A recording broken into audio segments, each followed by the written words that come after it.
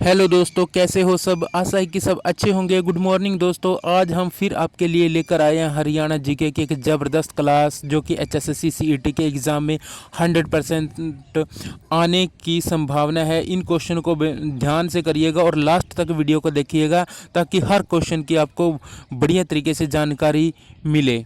तो चलो करते हैं शुरू हमारी आज की क्लास। देखो, फर्स्ट क्वेश्चन है जो हमारा, यमुनानगर में गांव मुगलावली पड़ता है, तो वो किस नदी की खुदाई का कार्य वहां पर चल रहा है। तो वहां पे भी सरस्वती नदी की खुदाई का कार्य चल रहा है।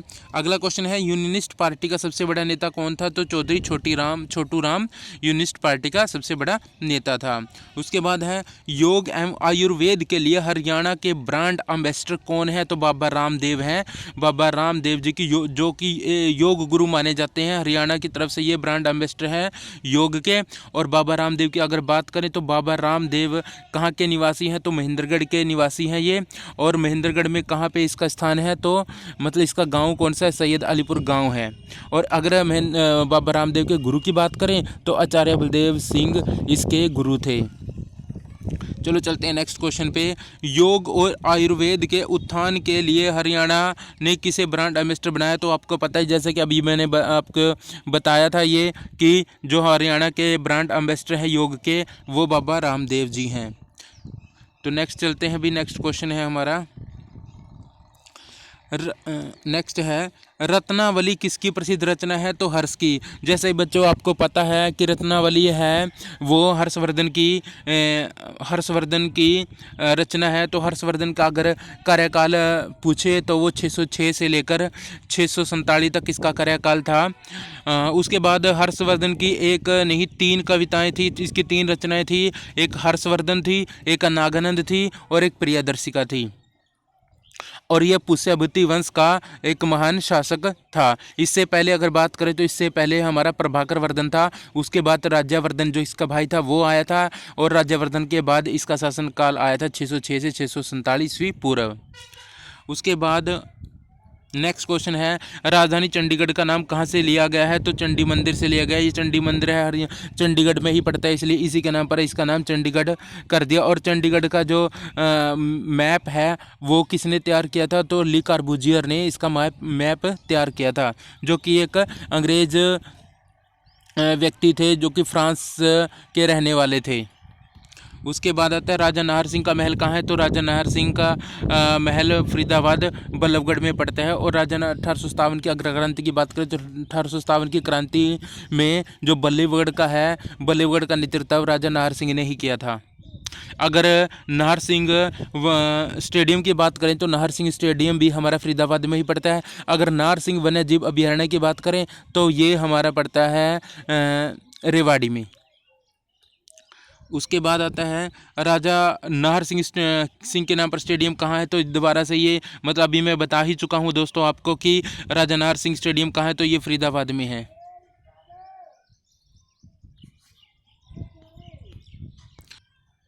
तो लो चलते हैं नेक्स्ट क्वेश्चन पे बच्चों। नेक्स्ट क्वेश्चन है हमारा, नेक्स्ट है, राज्य का वन्य प्राणी विहार है जो सुल्तानपुर पक्षी विहार जिसको नाम बोलते हैं। और इसको तो ये कहाँ पे पड़ता है। तो ये गुड़गांव में पड़ता है। और गुड़गांव के मानेसर जो वहाँ का स्थान है वहाँ पे ये पड़ता है सुल्तानपुर पक्षी अभयारण्य। और यहाँ पे बाहर से प्रवासी पक्षी हर शीत ऋतु में यहाँ पर आ जाते हैं। तो वहाँ पे शीत ऋतु में बहुत सारे पक्षी आपको देखने को मिलेंगे। उसके बाद चलते हैं नेक्स्ट क्वेश्चन पे। नेक्स्ट क्वेश्चन है हमारा, हरियाणा राज्य का राजकीय जो पशु है वो नीलगाय है। राजकीय फूल की बात करें तो कमल है। उसके बाद चलते हैं नेक्स्ट पे, राज्य में आयुष विज्ञान एवं अनुसंधान के लिए आयुष विश्वविद्यालय कहाँ खोला जाना प्रस्तावित हुआ है। तो कुरुक्षेत्र में ये खोला जाना प्रस्तावित हुआ है। उसके बाद राज्य में घंटेश्वर मंदिर कहाँ है। घंटेश्वर मंदिर बहिरेवाड़ी में है। राज्य में वार्षिक वर्षा का औसत कितना है। 45 सेंटीमीटर से 60 सेंटीमीटर माना जाता है। उसके बाद हरियाणा राज्य का राज्य वृक्ष कौन सा है। पीपल है। नेक्स्ट चलते हैं क्वेश्चन पे। नेक्स्ट है अभी हमारा क्वेश्चन, नेक्स्ट क्वेश्चन है जो हमारा वो है, जो राज्यपाल बनने वाली हरियाणा की पहली महिला कौन थी? तो ये चंद्रावती थी। उसके बाद रॉबर्ट वाड्रा जो लैंड डील की जांच आयोग का अध्यक्ष कौन बना था? Justice SN. ढिंगड़ा ये उसके जांच आयोग के अध्यक्ष बने थे। उसके बाद आता है भी राव तुलाराम का जन्म हरियाणा किस जिले में हुआ था? तो रेवाड़ी में हुआ था। 1857 की क्रांति में राव तुलाराम ने ही नारनौल और रेवाड़ी से मतलब अंग्रेजों के खिलाफ इनका मतलब लड़ाई लड़ी थी, यानी रेवाड़ी से उसने यहाँ की मतलब बागडोर संभाली थी। उसके बाद चलते हैं नेक्स्ट क्वेश्चन पे। नेक्स्ट है अभी हमारा राव तेज सिंह का तालाब कहाँ है? तो ये भी रेवाड़ी में पड़ता है। राव तेज सिंह का तालाब कहाँ पड़ता है? रेवाड़ी में। नेक्स्ट हमारा है भाई, नेक्स्ट चलते हैं। नेक्स्ट सम है हमारा, राष्ट्रीय अनुसूचित आयोग कब गठित हुआ था? 1992 में ये आयोग गठित हुआ था। राष्ट्रीय डेयरी अनुसंधान संस्थान कहाँ पे है? तो राष्ट्रीय डेयरी अनुसंधान संस्थान करनाल में है भाई। और करनाल में इसके अलावा राष्ट्रीय पशु अनुसंधान केंद्र भी है। उसके अलावा राष्ट्रीय डेयरी अनुसंधान तो है ही है वहाँ पे। राष्ट्रीय पशु अनुसंधान केंद्र भी वहीं पे है। कर्ण झील भी करनाल में पड़ती है भाई। तो ये क्वेश्चन थे करनाल से रिलेटेड। उसके बाद चलते हैं हम नेक्स्ट क्वेश्चन पे। नेक्स्ट है राष्ट्रीय मस्तिष्क अनुसंधान केंद्र है यानी NBRC हरियाणा में कहाँ पे है? ये मानेसर गुड़गांव में पड़ता है। क्या पड़ता है अभी? राष्ट्रीय मस्तिष्क अनुसंधान केंद्र, यानी इसको इंग्लिश में NBRC शॉर्ट फॉर्म में लिख सकते हैं। तो ये मानेसर गुड़गांव में पड़ता है। बस आपने ये मस्तिष्क अनुसंधान केंद्र यानी मस्तिष्क से रिलेटेड जितने भी रोग प्रतिरोध हैं वो सारे मानेसर गुड़गांव में इसका मतलब हॉस्पिटल है, तो वहाँ पे या फिर अनुसंधान केंद्र है, तो वहाँ पे जाकर आप इसका इलाज करवा सकते हो। नेक्स्ट चलते हैं हम। नेक्स्ट है रोहतक में कांग्रेस की पहली शाखा है वो कब शुरू हुई थी? तो 1888 में रोहतक में कांग्रेस की शाखा हुई थी। इससे पहले अगर 1887 की बात करें तो वो हिसार में हुई थी। अगर 86 की बात करें तो वो अम्बाला में हुई थी भाई कांग्रेस की शाखा। उसके बाद लॉर्ड मैकाले ने सर्वप्रथम किस भाषा पर ठुकराघात किया था? तो संस्कृत भाषा पर ठुकराघात उसने किया था। उसके बाद लाला लाजपत राय हिसार से लाहौर कब आए थे? 1892 में लाला लाजपत राय लाहौर से हिसार आए थे। मतलब हिसार से वह लाहौर गए थे 1892 में।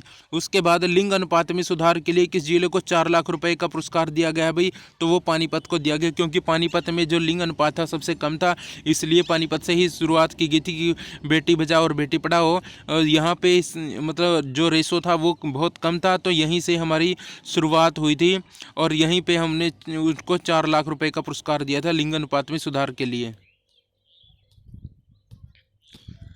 नेक्स्ट क्वेश्चन पढ़ते हैं भाई।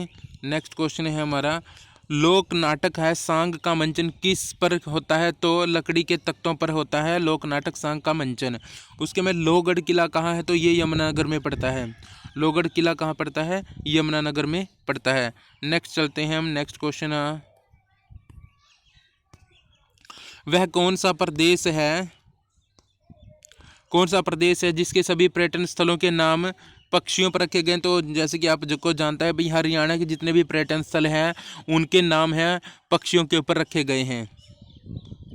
उसके बाद चलते हैं नेक्स्ट पे। विकास यादव जिसने 2010 में एशियाई खेलों में गोल्ड मेडल जीता वह कहाँ से संबंधित है? वो हिसार से संबंधित है भाई। उसके बाद विजेंद्र सिंह कहाँ से संबंधित है? भिवानी से, और ये बॉक्सिंग करते थे।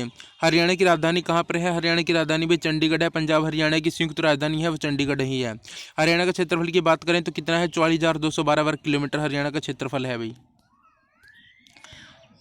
नेक्स्ट है, हरियाणा की दृष्टि से हरियाणा का भारत में कौन सा स्थान है? तो 21वां स्थान है। परंतु अब जो जम्मू कश्मीर हमारा स्थान यूटी में बदल गया तो अब हमारा स्थान 20वां हो गया है भाई, 20वां हो गया है। उसके बाद हरियाणा का क्षेत्रफल भारत के कुल क्षेत्रफल का कितना है? तो 1.34% है।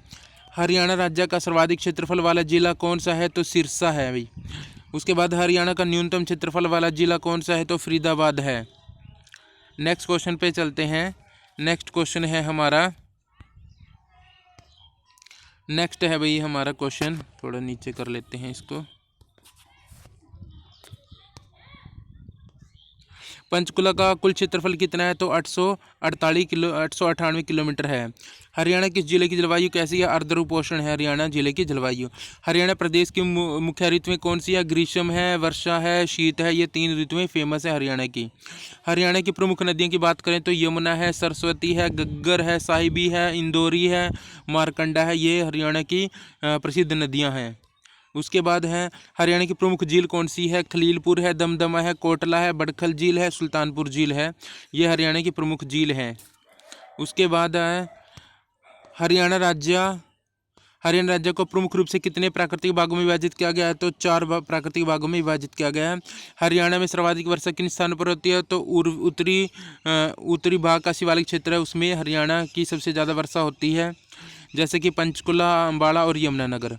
हरियाणा में उच्चतम वर्षा का मान कितना है? 200 सेंटीमीटर है। हमारे हरियाणा में उच्चतम वर्षा हो सकती है।